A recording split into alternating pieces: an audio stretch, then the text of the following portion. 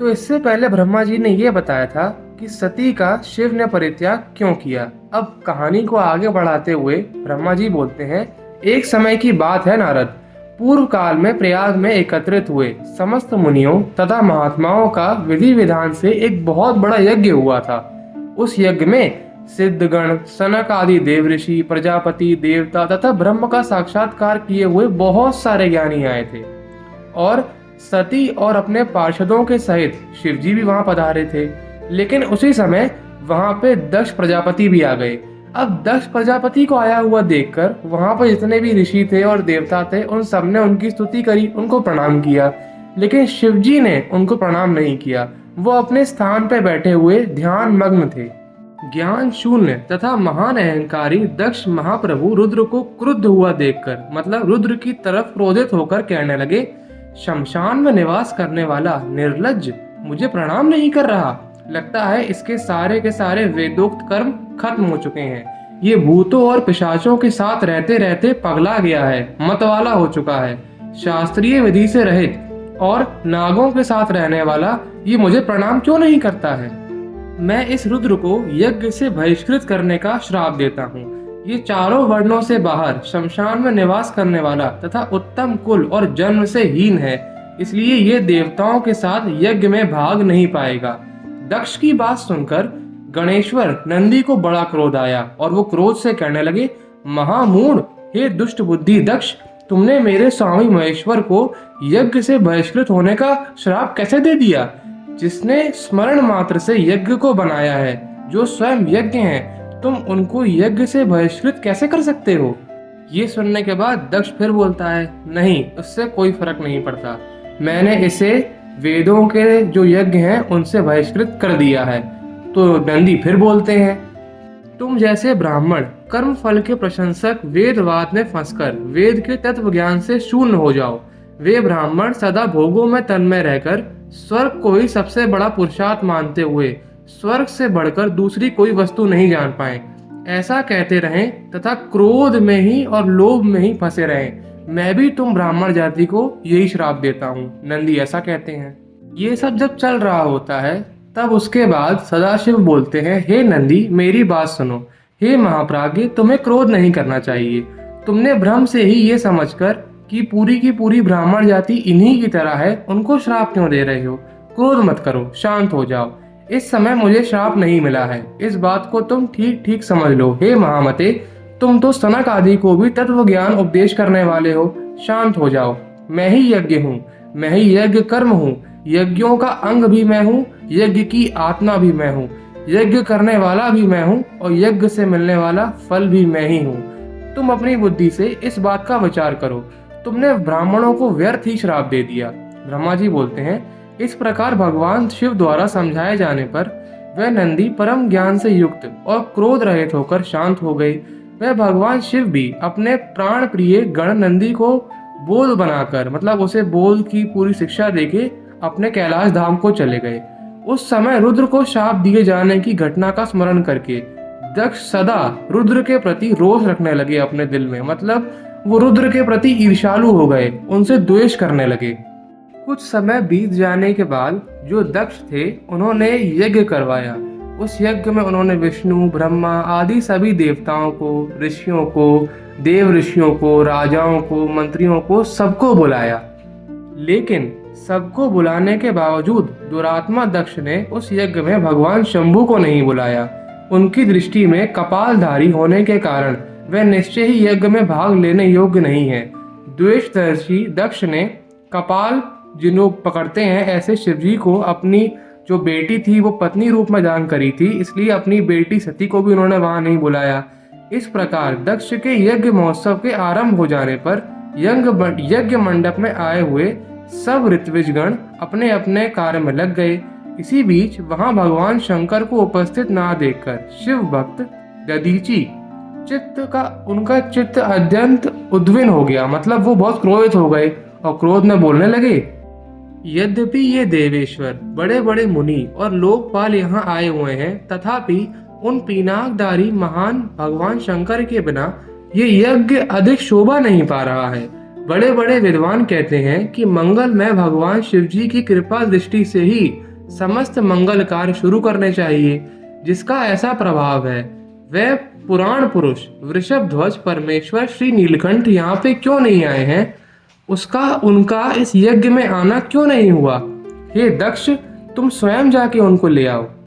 हे नारद, दधीची का ये वचन सुनकर दुष्ट बुद्धि वाले मूढ़ दक्ष हंसते हुए शीघ्र ही कहने लगे, भगवान विष्णु संपूर्ण देवताओं के मूल हैं, जिनमें सनातन धर्म प्रतिष्ठित है। जब उन्हें मैंने यहाँ बुला दिया है तो किसी और की यहाँ पे क्या आवश्यकता? लोक पितामह ब्रह्मा सत्य लोक से वेदों, उपनिषदों और विविध आगमों को लेके यहाँ पे आए हुए हैं। देवराज इंद्र भी यहाँ पे हैं, सारे के सारे ऋषि भी यहाँ पे हैं।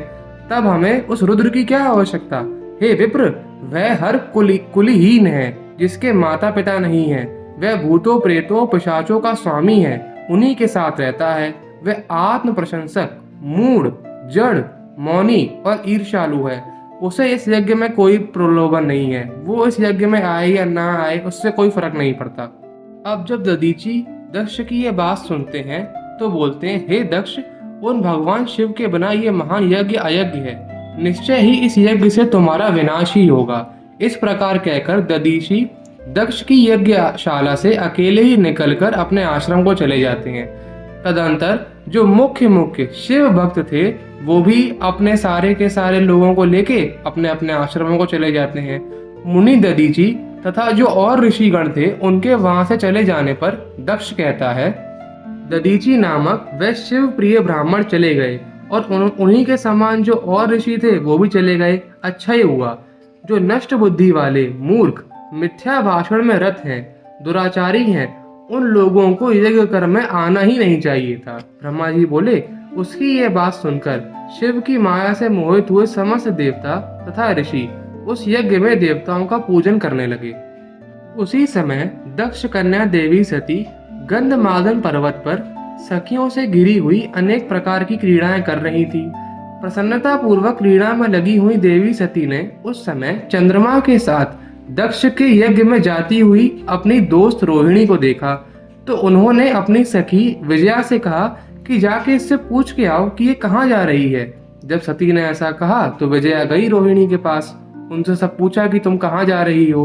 उन्होंने बताया कि मैं दक्ष के यज्ञ में जा रही हूँ। तो वो वापस आके सती से बोलती हैं कि ऐसा ऐसा है, वो यहाँ वहाँ जा रही है। जब सती को ये पता चलता है तो वो बड़े आश्चर्य में पड़ जाती है। सोचने विचारने पर भी अपने यहाँ सूचना ना मिलने का कारण ना समझ जाने पर वो मन में सोचती हैं, दक्ष मेरे पिता हैं, विरणी मेरी माता है और मैं उनकी प्रिय कन्या हूँ, परंतु उन्होंने यज्ञ में मुझे और मेरे पति को क्यों नहीं बुलाया? क्या वो भूल गए? पर वो भूल कह सकते हैं। वो ये सब सोच ही रही थी तो वो सोचती हैं कि मैं जाके शिवजी से पूछती हूँ कि इसका क्या कारण हो सकता है। वो तो त्रिकालदर्शी हैं, उन्हें सब पता होगा। अब माता सती शिवजी के पास जाती हैं और बोलती हैं, हे प्रभु, मैंने सुना है कि मेरे पिताजी के यहाँ कोई बहुत बड़ा यज्ञ हो रहा है। उसमें महान उत्सव होगा और वहाँ देवता तथा ऋषि एकत्र हुए हैं। हे देवेश्वर, पिताजी के उस महान यज्ञ में हम लोग क्यों नहीं जा रहे? आपको बुलावा क्यों नहीं आया? हे महादेव, हम तो उनके सुहृदय हैं, हम उनके रिश्तेदार हैं, हमें वहाँ बिना बुलाए ही चले जाना चाहिए। ये सुनकर महेश्वर बोलते हैं, हे देवी, तुम्हारे पिता दक्ष मेरे विशेष द्रोही हो गए हैं। जो प्रमुख देवता, ऋषि तथा अन्य लोग अभिमानी, मूढ़ और ज्ञान शून्य हैं, वही उस यज्ञ में गए हैं। हे देवी, जो लोग बिना बुलाए दूसरे के घर जाते हैं उनका हमेशा अनादर ही होता है। इसलिए तुमको और मुझको तो विशेष रूप से दक्ष के यज्ञ में नहीं जाना चाहिए। हे प्रिया, ये मैंने सत्य कहा है।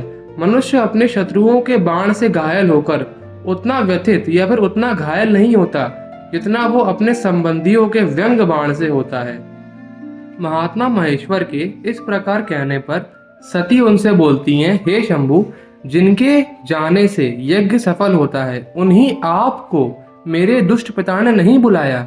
हे विभु, उस दुरात्मा दक्ष के यहाँ और जो भी वहाँ पे आए हुए हैं, मैं जाके देखना चाहती हूँ कि उन लोग वहाँ पे कर क्या रहे हैं, उनकी मनोदशा क्या है, असल में उन्होंने ऐसा क्यों किया।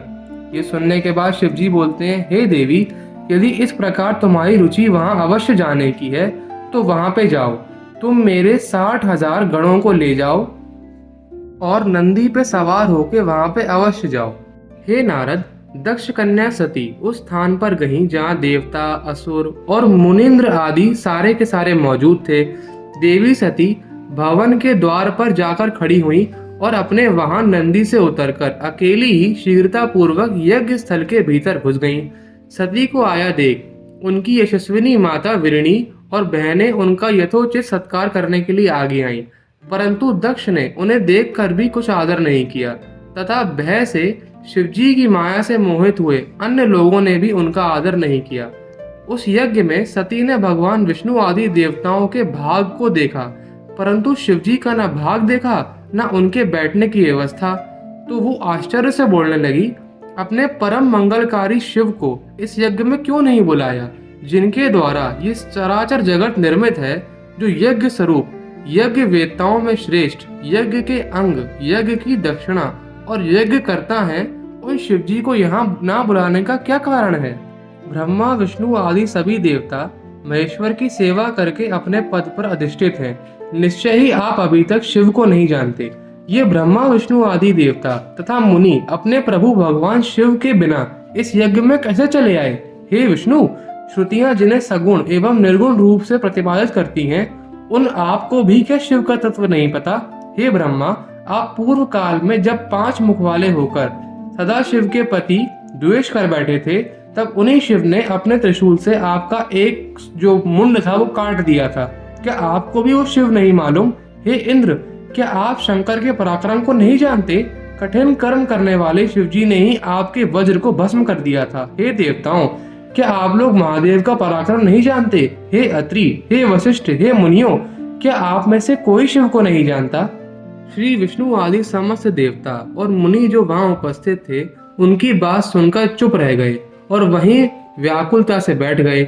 तब दक्ष अपनी पुत्री के उस प्रकार के वचनों को सुनकर बड़े क्रुद्ध होकर बोले, सभी विद्वान जानते हैं कि तुम्हारे पति शिव मंगल रहित, अकुलीन तथा वेद से बहिष्कृत हैं और भूतों प्रेतों के स्वामी हैं। इसलिए हे पुत्री, मुझ बुद्धिमान ने उसे इस यज्ञ में नहीं बुलाया।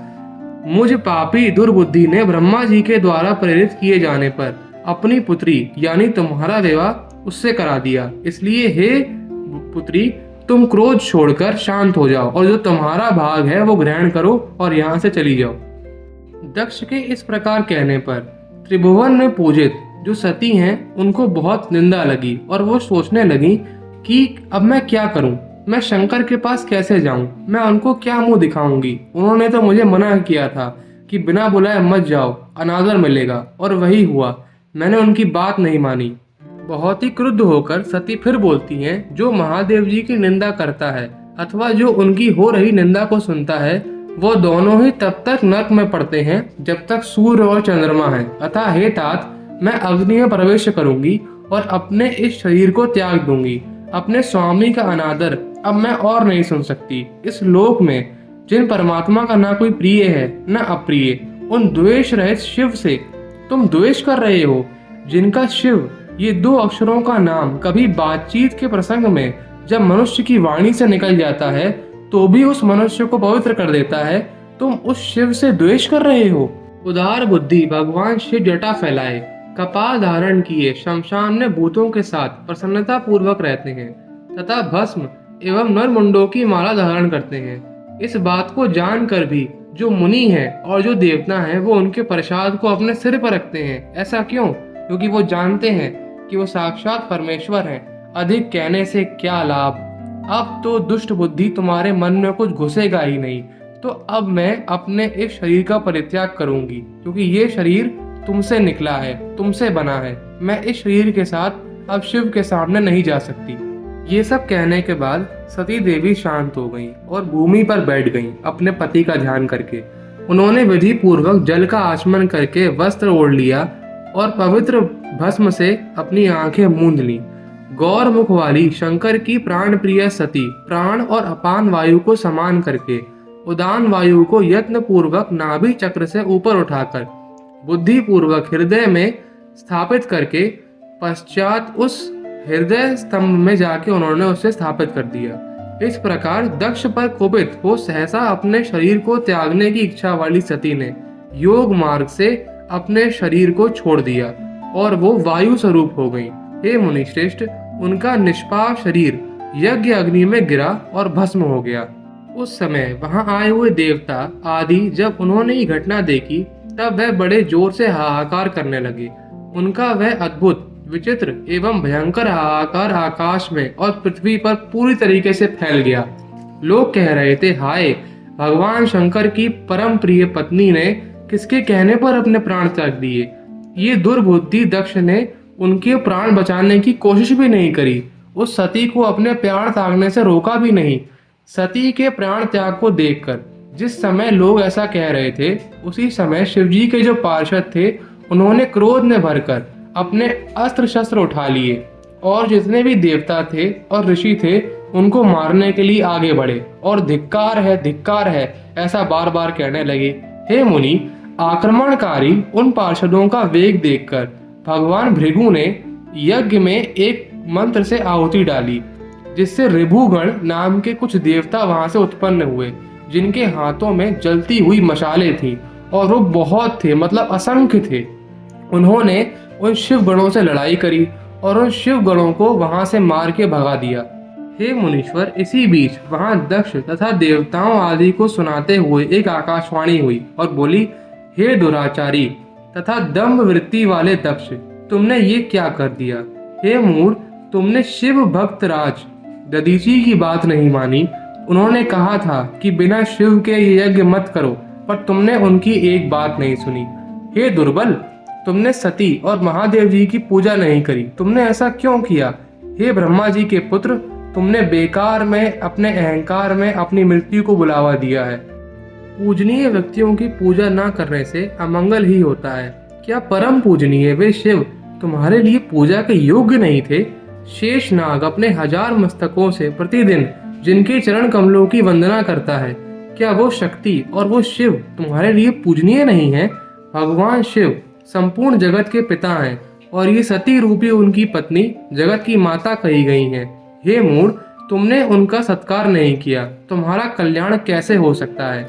तुम्हारे ऊपर दुर्भाग्य का आक्रमण हो चुका है, विपत्तियां टूट पड़ी हैं, क्योंकि तुमने भक्ति पूर्वक उनका सम्मान नहीं किया। तुम्हारा आज मुख जल जाएगा, तुम्हारे यज्ञ का नाश हो जाएगा और जितने तुम्हारे सहायक हैं वे भी आज शीघ्र ही भस्म हो जाएंगे। जो आज इस दुरात्मा दक्ष की सहायता करेंगे वो समस्त देवता और ऋषि तुरंत ही भस्म हो जाएंगे। इसलिए समस्त देवता और ऋषि इसी क्षण इस यज्ञ स्थल को छोड़कर चले जाएं, अन्यथा परिणाम बहुत बुरा होगा।